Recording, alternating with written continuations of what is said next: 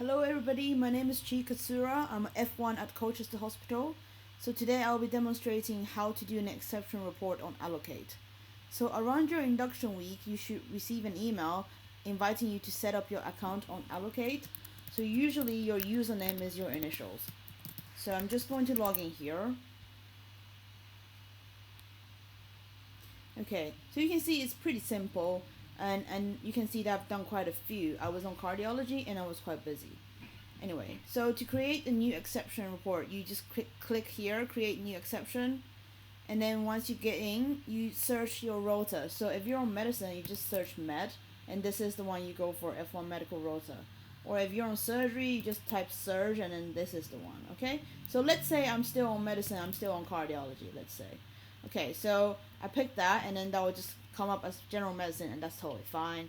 For your supervisor bit, you can either go for your CS or your ES. So my supervisor was Dr. Scoot, so I'm just going to search Scoot.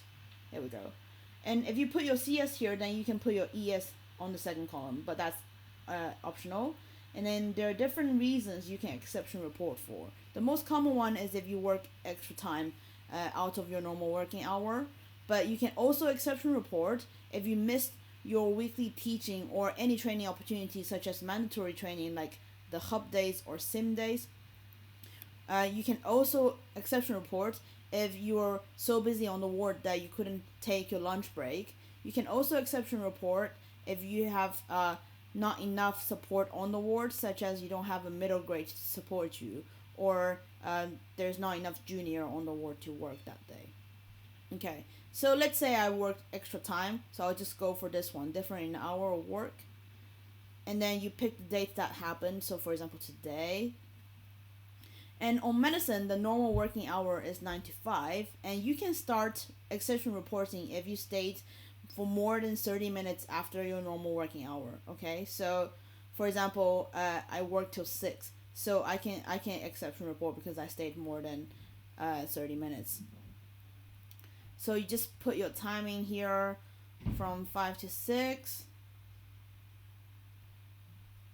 and then here you put the reason. So for example, I say stayed extra time as the ward was very busy. Okay, and then here you can suggest some ways to improve it. I mean, the most common reason that people stay late is because there's short staffing. So you can suggest increase staffing level. That's it. So you can click submit, and then once you submit it, your ES or CS, they can access your exception report on their Allocate account. And what's important is that you need to email them to let them know you've exception reported it so that they can respond to you as soon as possible.